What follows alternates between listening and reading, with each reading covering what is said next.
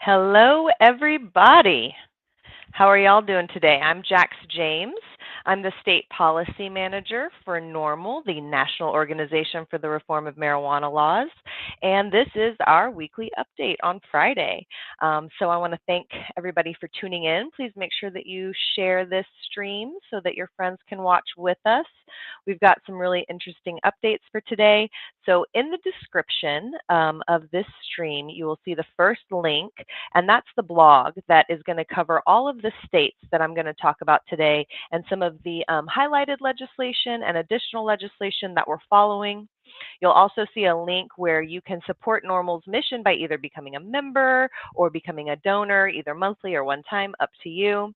And also, if you're wanting to get more engaged in your state, there's a link for chapters, so you can look up and see what chapters are near you. And if there's not a chapter near you and you're feeling extra activist-y today, you can even look how to start your own chapter. So without ado, let's go ahead and pivot over to covering this week's highlights. So we're going to cover some of the latest drama and intrigue out of South Dakota. We've got some legislation that is advancing, some of which are on governors' desks and others which have failed. Let me click over to the comments because as I'm doing this, I always like to see where you guys are from, if you have any questions, and then at the end I can try to see if I can answer those for you. So drop the state and city that you live in, and I will come back and check that out. So the first one that I want to cover today actually is out of Rhode Island. So this is some long-awaited legislation. It's called the Rhode Island Cannabis Act, and it's two bills, so some companion bills, Senate Bill 2430 and House Bill 7593.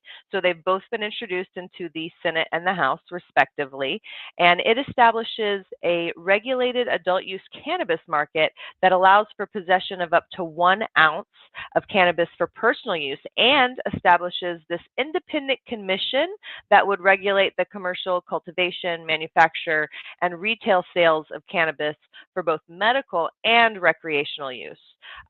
This bill would also provide for expungement for prior cannabis possession convictions. So if you live in Rhode Island and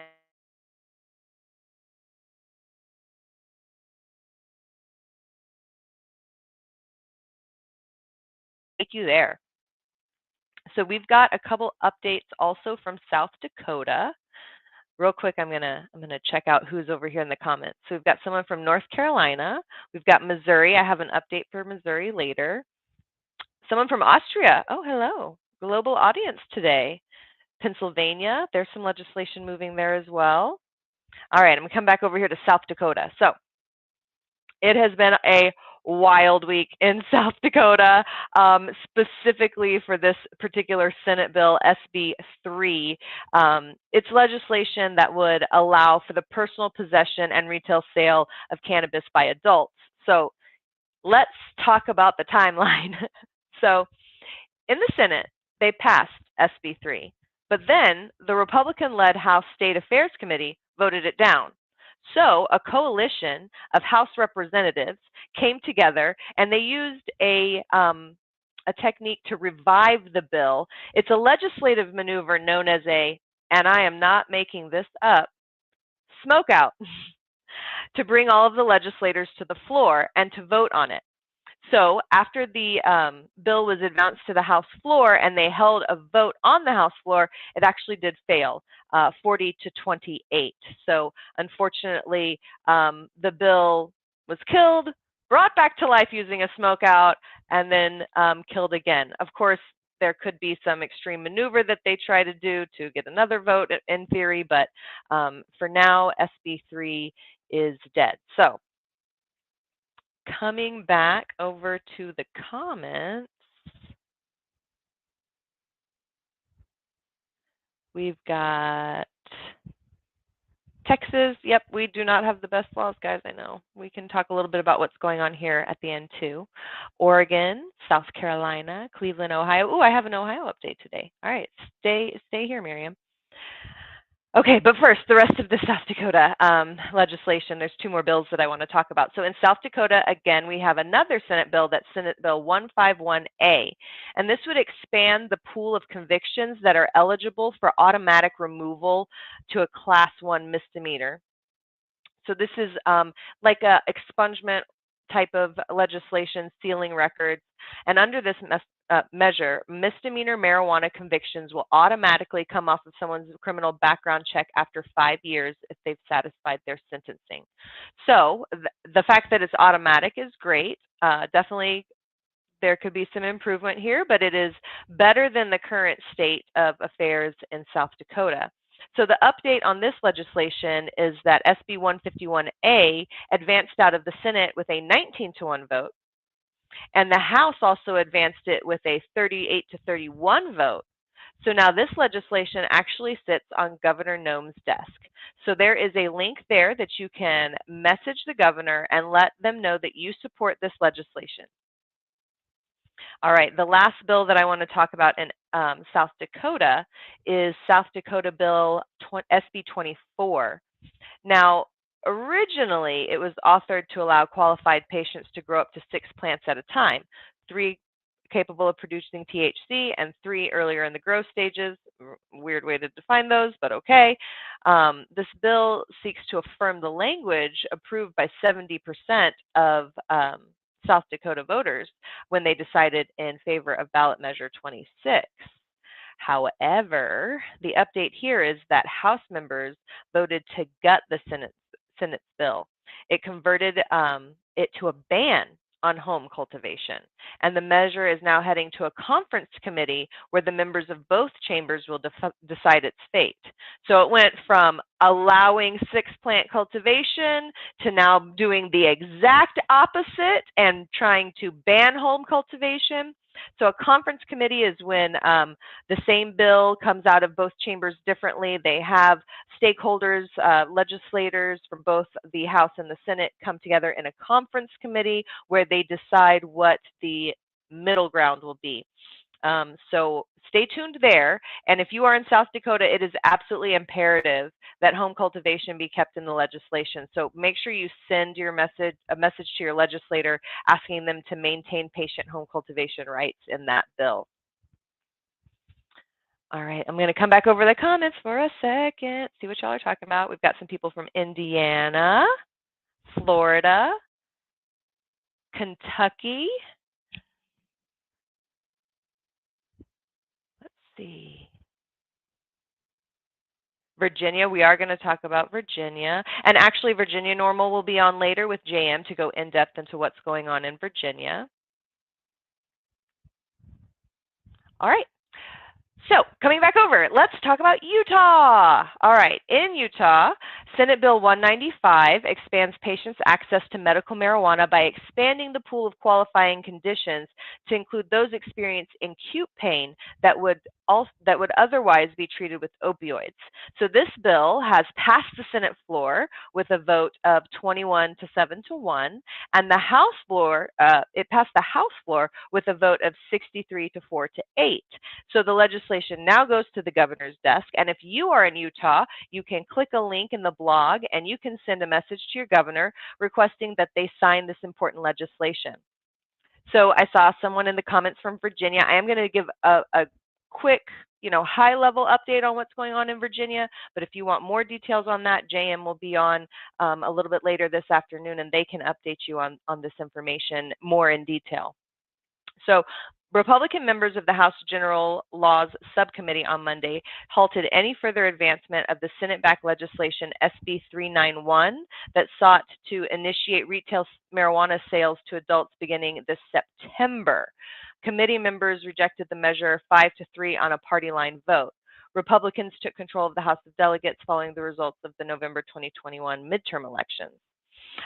JM who is the executive director of Virginia NORML, she said that, they said that this was a stunning failure of leadership on cannabis policy. And yes, this is definitely very unfortunate. So stay tuned a little bit later this afternoon for more information on not only this bill, but other legislation that is still moving in Virginia, because I know there are still some bills on the move there.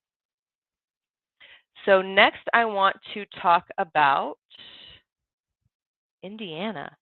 Oh, real quick, I see Kinsey's talking about NORML. There is a Texas NORML chapter. I am the executive director of it and have been since 2015, and I've been a volunteer with Texas NORML since 2005.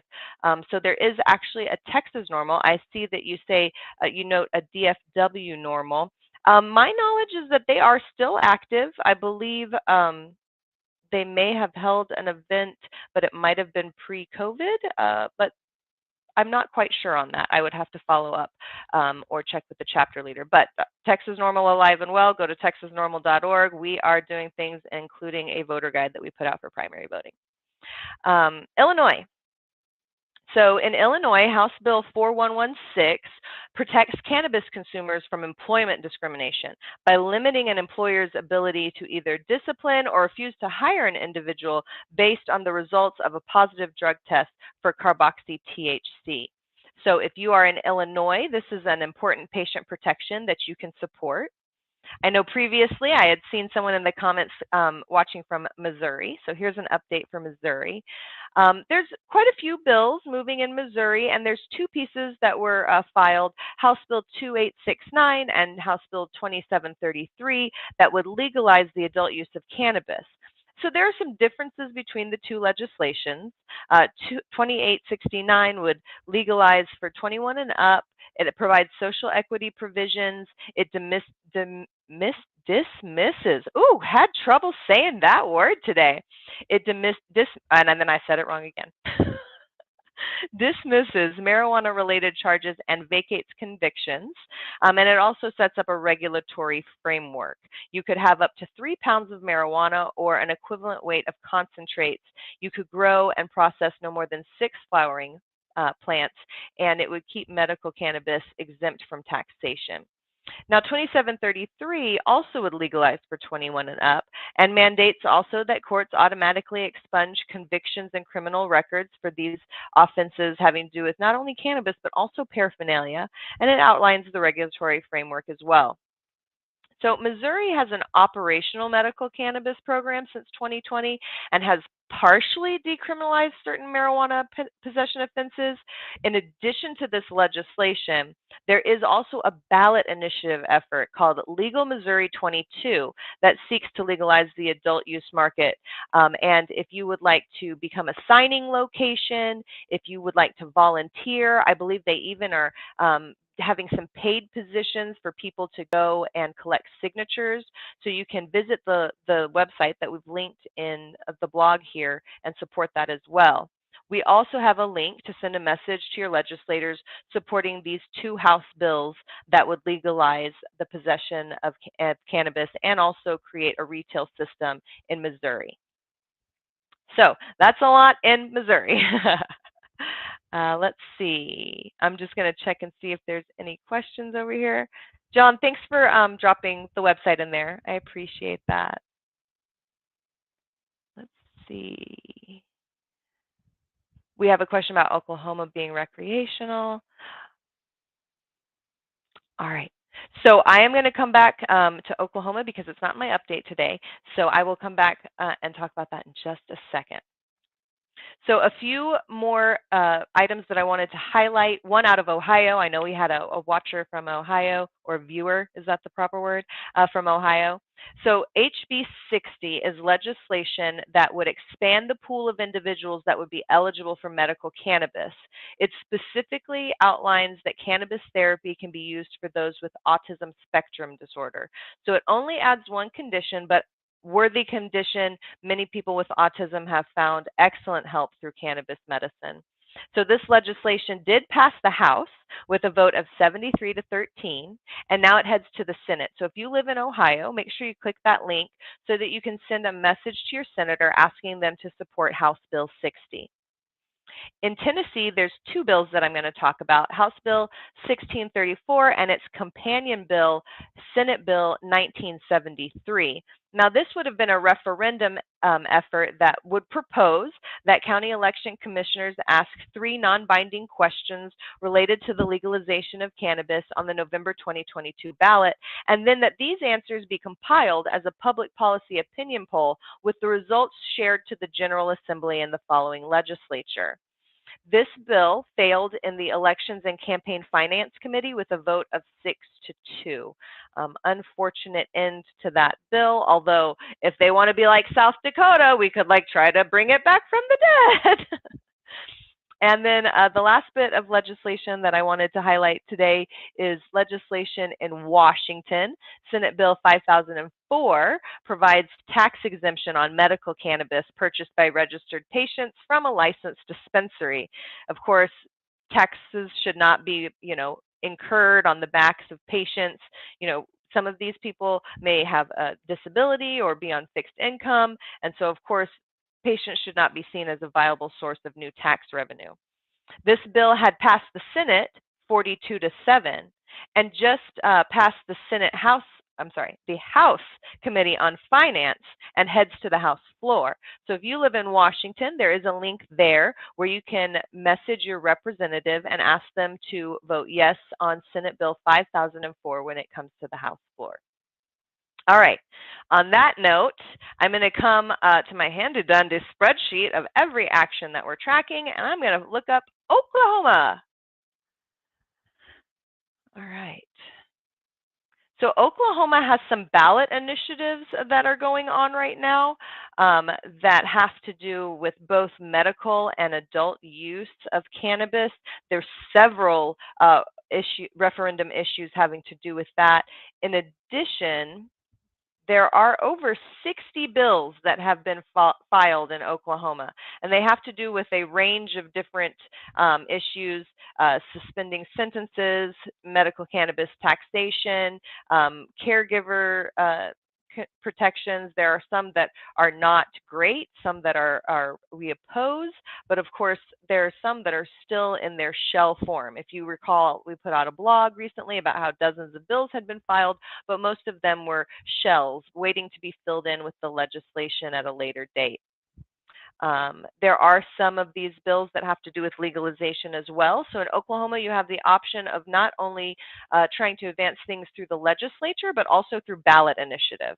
So I'm going to come back over here and see if there's any questions in the comments. So now's the time, if you have them, to drop them in the comments. Okay, I'm going to start from the beginning in case I missed something. Kentucky. I knew there was one up there that I was not remembering. Let me come back over here to Kentucky. And for everybody who's watching, you can go to norml.org/act, and at the top of the page are all of our federal action alerts, and then underneath it you'll see a dynamic map, and you can hover over your state, and it'll show you how many action alerts we have for your state, and so you can just click there and participate in all of them. So in Kentucky, there is legislation that would depenalize possession. There's legislation that would offer patient protections. There's referendum efforts that would put legalization on the ballot. There's also medical cannabis and legalization efforts. So all of those things are currently still active. I think that my understanding is that the bill with the most opportunity to advance is the medical cannabis bill, HB 136. So please make sure that out of these different alerts that you do participate in that one if you're watching from Kentucky.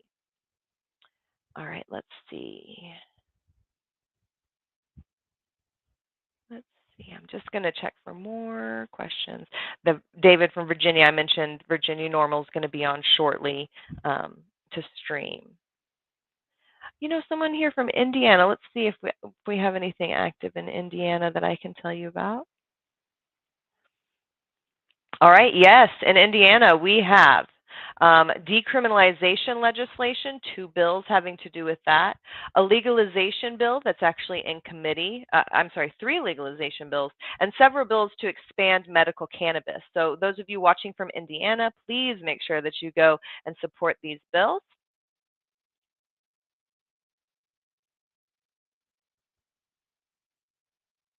Okay, let's see.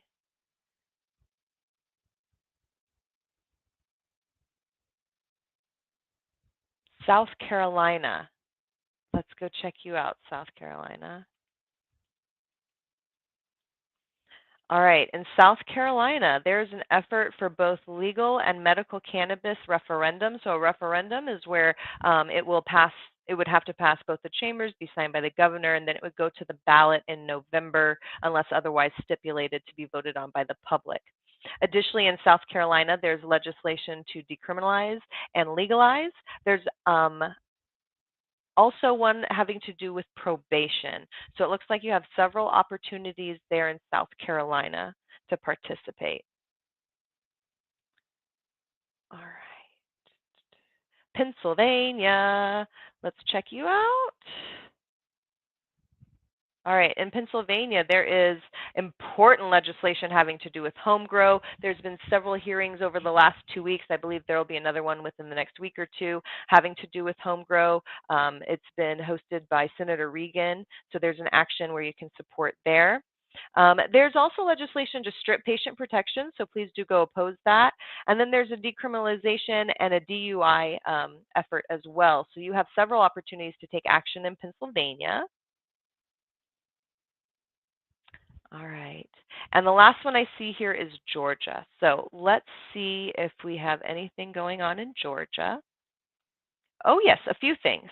So there is legislation that would add conditions that would expand the access of the low THC cannabis. There's also medical improvements, penalty reduction, and a legalization bill. So again, if you guys are watching, you can go to norml.org/act. At the top are the federal actions that you can participate in, and then you'll see a dynamic map where you can hover over your state and click on all of those action alert links there. Now keep in mind, not every state is currently in a legislative cycle. For example, Texas, where I am, we are not in a legislative cycle right now. I've seen several people in the comments from Texas, so I'm going to give a brief update. In Texas, we do not have signature-driven ballot initiatives at the state level, which is where we have to change the law. And so we go through the legislative process. We are currently in the election cycle because our cycle is 2 years. And so right now we have the primary elections, which just happened on the 1st of March, and the results are out for that. In fact, you can go to texasnormal.org and you will see the stream that Stephen, our secretary, and I did having to do with the election results. Now, what will happen next is that it'll be campaign season, and of course, we all know that campaign season is when politicians listen to their constituents the most. So that is the opportunity for you to go out and engage with the incumbent or with whoever your favored lawmaker is that you would like to help through this process. And then, there's going to be general election in November. And just 6 days after that in Texas, our legislators start pre-filing legislation. And of course, the legislative session will start in January of 2023. Now, that may seem like really far away, but it's not. It's going to sneak up on us. So I really encourage every single one of you to look up who represents you and make sure you're connecting with the incumbent. Oftentimes incumbents win. In Texas, we have a very gerrymandered situation, so there are very few highly competitive races, though there are some really great ones out there. So yeah, that is what's happening in Texas. Happy to give you guys all an update. And so I'll leave you with this. The blog post link is the first link there. You can click there to check out all of the states that I just went through.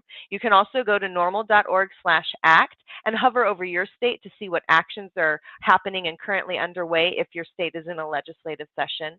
Additionally, you can support NORML's mission by either becoming a member or making a one-time or monthly donation to our effort.